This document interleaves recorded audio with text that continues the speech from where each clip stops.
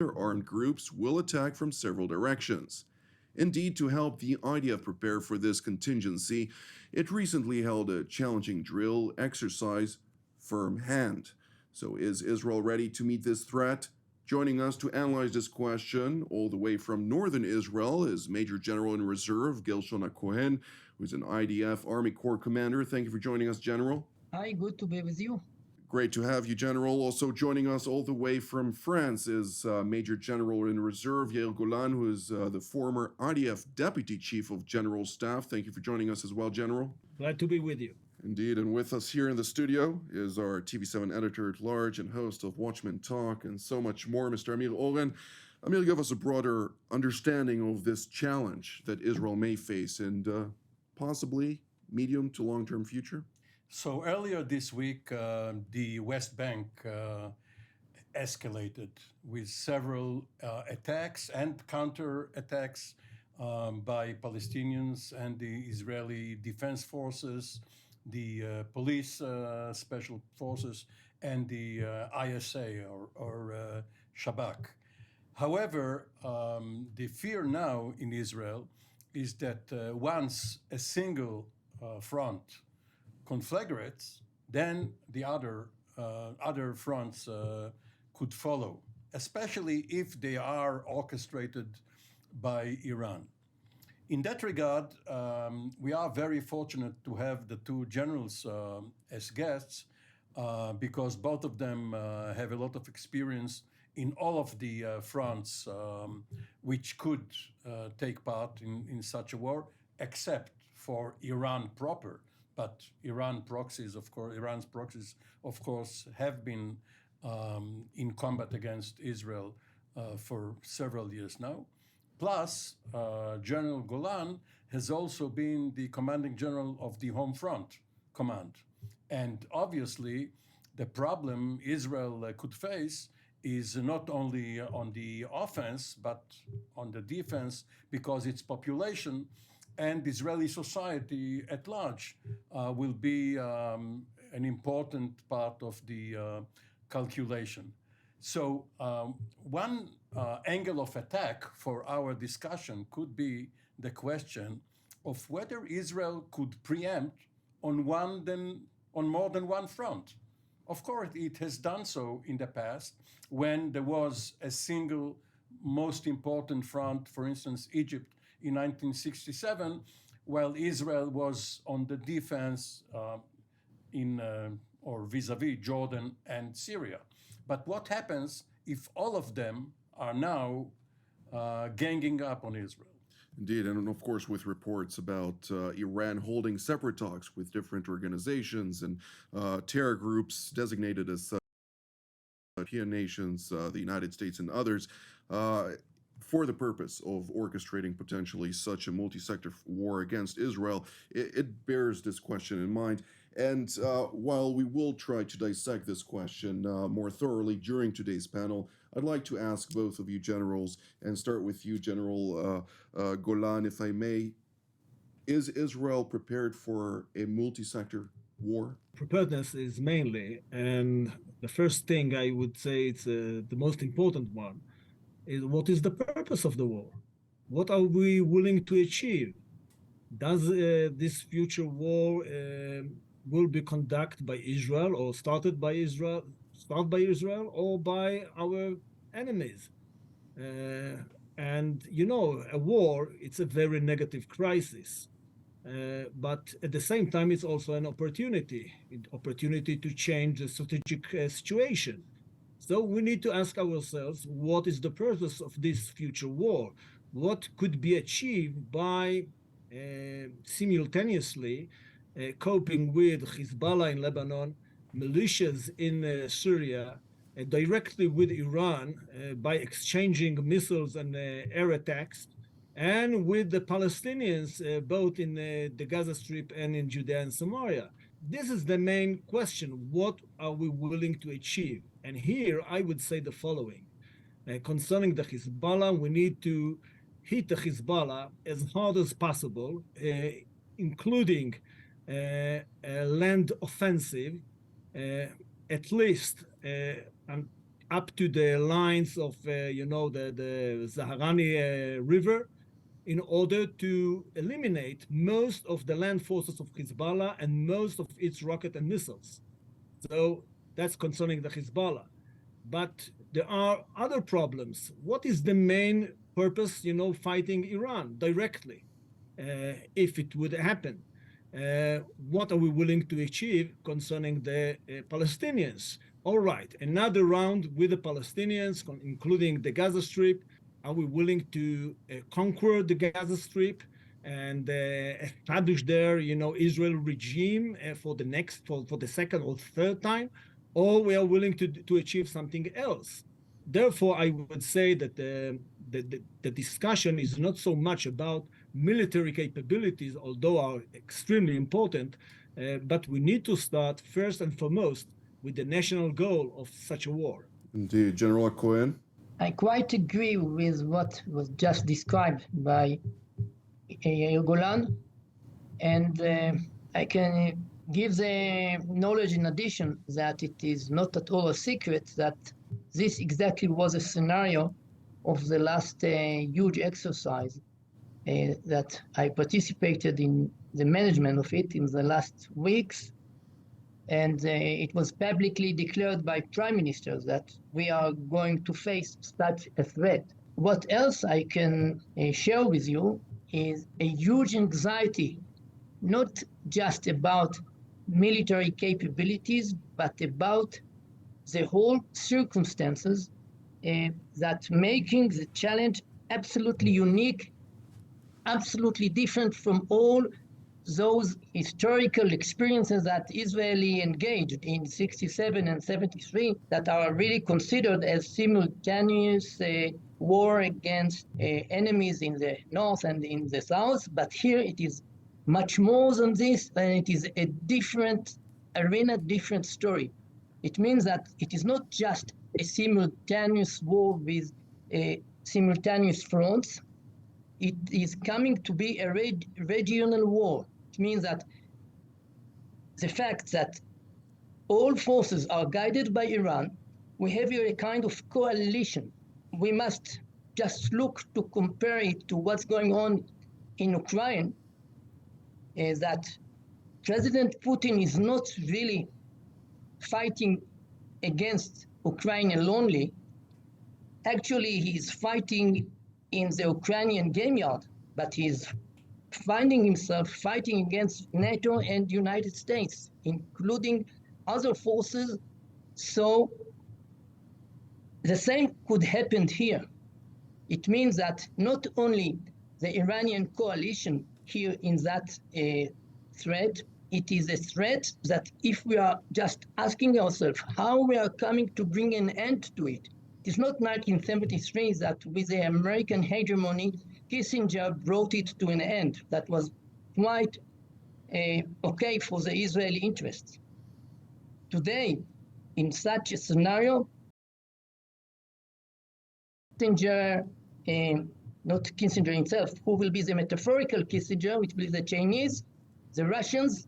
Gershon, Kissinger is still alive. We can ask him to, we can ask for his advice. Yes, but he is not anymore. Even the United States are not in the same position. So in that scenario, we can find the Israeli war just came to a dead end without an end, like a Iranian war for 8 years. That's not a story we already can even imagine. Of course, within Israeli understanding, war of attrition is not in the books, but this is something that also needs to be prepared for. And this raises 3 points, which I take now from what we just heard. The first one, Israeli resilience. Is Israeli public truly resilient in the way and manner in which it was resilient during the 73 war, the 67 war, and prior to that, of course, in the various wars? The second point is what General Golan just also mentioned. The fact of the matter is, as General Clausewitz mentioned in his book and other theories, to what degree is war only a political tool within the context of the various activities that are conducted in global strategies and activities? Is there a clear understanding in Jerusalem what it seeks to achieve? And the third point that we need to ask ourselves, to what degree is Israel willing to exact enough pressure on its enemies to come to a decisive victory, or if we may call it a victory at all? So all of these points boil down to the big question of is this war avoidable? And General Golan referred to it when he asked about the war aim. What's the whole purpose? And is Israel going to be better off once the war is over, if it is over, and once it counts its dead and looks at the damage done to its infrastructure? And the problem, one of the problems, is that originally, as General Cohen obviously taught at the National Defense College, and General Golan, who also wrote about military affairs, knows full well, originally Israeli defense doctrine was based on the Trinity detection, deterrence, decision. Early warning, which will give you enough time to mobilize the reserves, who bore the full brunt of an invasion, either an Arab invasion into Israel or the Israeli counter-invasion. And then you try to deter the other side. If not, you go on a decisive campaign. Here, obviously, according to what we just heard, there will be no early warning because we are already operating as if this warning has been sounded. There is no deterrence, because the Iranians might decide that this is in their interest to employ all of their proxies. And as for decision, what decision can there be if you're not going to occupy Tehran or Beirut? You don't want to re-enter Gaza except for a very limited duration. But the Israeli public may be more resilient than is feared. First of all, because the element of surprise is no longer there. In 1991, Iraqi missiles hit it. Later on, from Gaza, rockets, and from Lebanon. And in 2014, Tel Aviv, too, heard the sirens. And you have Iron Dome and the other abilities that the Israeli defense, air defense has. The real question is, can Israel bring the war to a halt very soon? Because if not, there will be consequences economically, socially. There will be doubts. Where are we going? Well, do we really need the war? And also, is the national leadership to be trusted?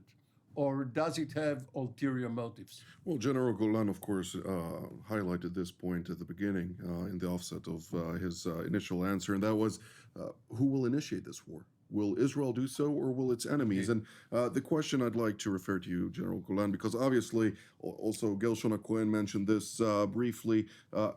The fact of the matter is, in those circumstances, we do see, if we take, of course, the Russia-Ukraine war as an example, NATO is leading from behind. Of course, it's not a statement that generals like to hear, as this is a cowardly act. But ultimately, when we're looking particularly on such a scenario in which Israel will have to confront multiple sectors, including not only Syria, Lebanon, and Iran, including the Palestinian arenas, but also Iraq, particularly Hashd-Shabi there, and the Houthis in Yemen, which are trying to acquire capabilities that would be able to reach southern Israel. To what degree do you see the United States stand by Israel in such a scenario? And on the other hand, to what degree do you see the Russians, particularly, granting the Iranians assistance in the same fashion in which Iran currently grants Russia in the war in Ukraine? I would say the following. First and foremost, I think that Russia is less relevant today because of the war in Ukraine. And I don't see any, strong alliance between Iran and Russia concerning conflict in the Middle East. So let's put Russia aside. The most important thing for Israel is the alliance with the United States of America. What could we achieve, fighting or exchanging fire vis-a-vis Iran? Well, almost nothing. It's a kind of a war of attrition. This is a bad war for Israel, and therefore we need the Americans with us. So I would say that today, more than ever before, the alliance with the United States of America is extremely important for the security of Israel, for the future of Israel. And it's not just that. If you look at the outcome of any conflict, any violent conflict in the region, if we look at the day after, we need the Americans with us. If we want something, internationally, that will be compatible with the Israeli interest, we need the Americans with us.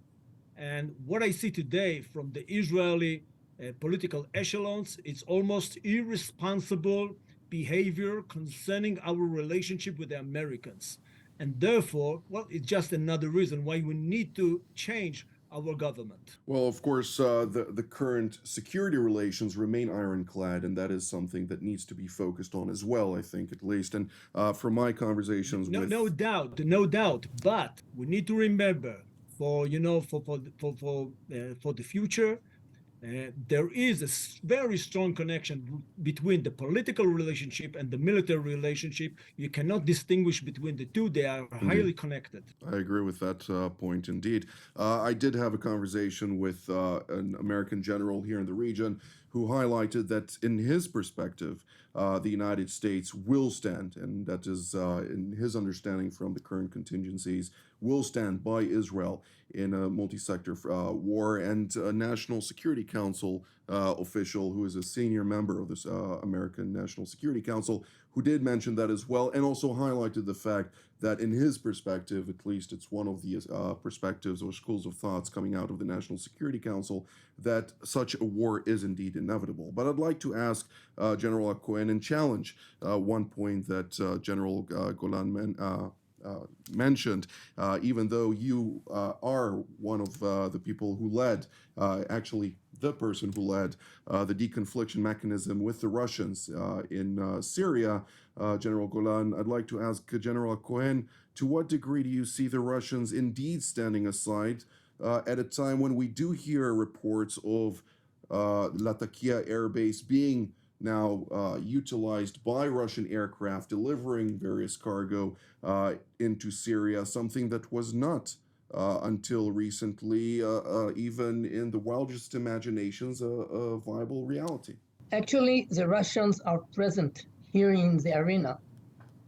And even though they are deeply involved in the war in Ukraine, they are still a superpower, and they are with the capability of superpower, not like United States that can design positive trends.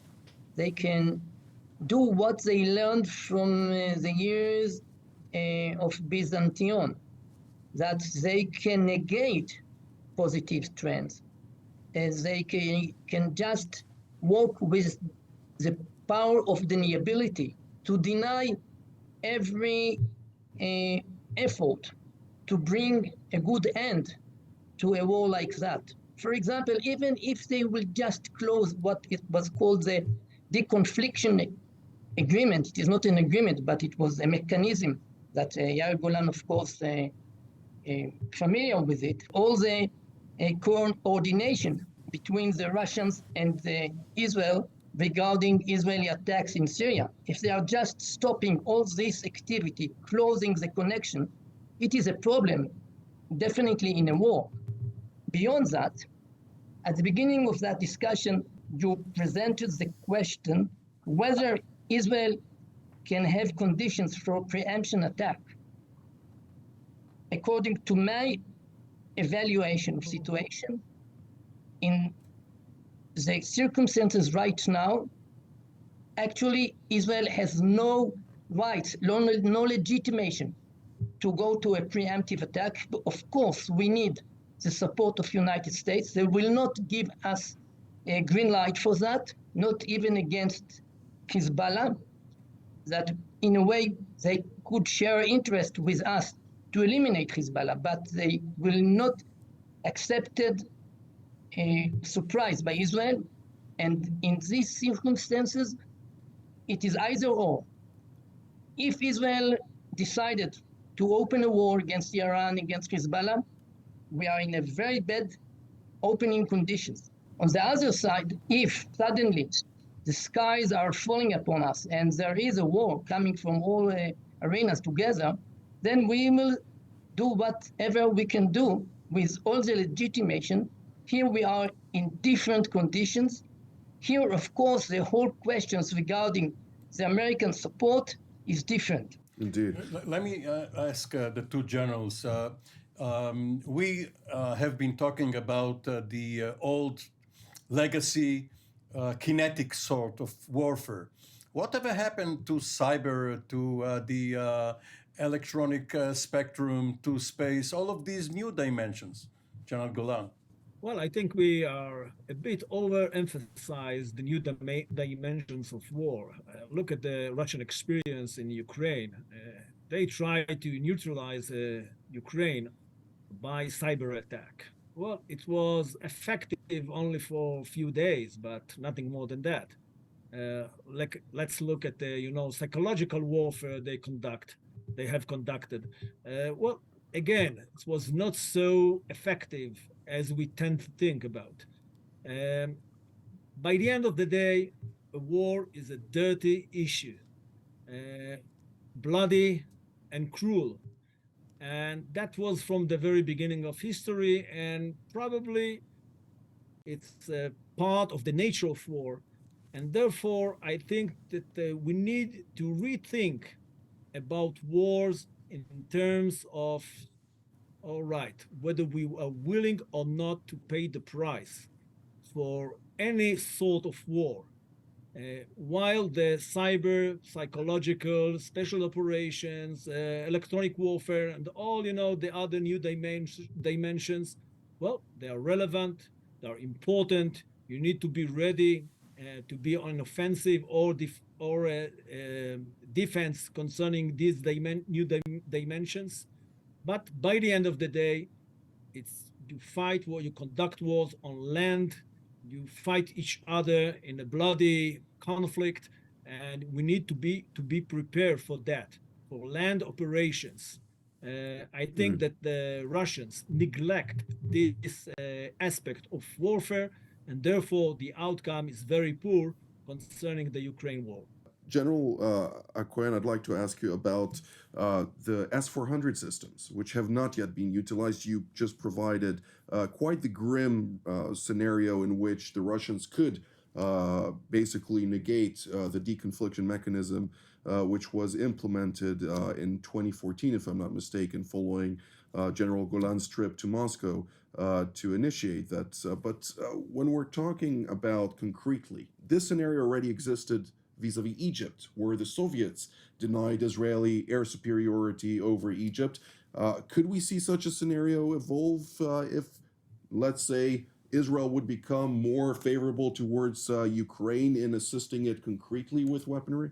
Yes, for example, the deniability of Air Force superiority with a passive threat, even if it is not active. The very fact that they are already there, ready to bring to activity their missiles, anti-aircraft missiles, even if they are just located passively, it is a threat. We must consider it. It will influence the whole mode of operation.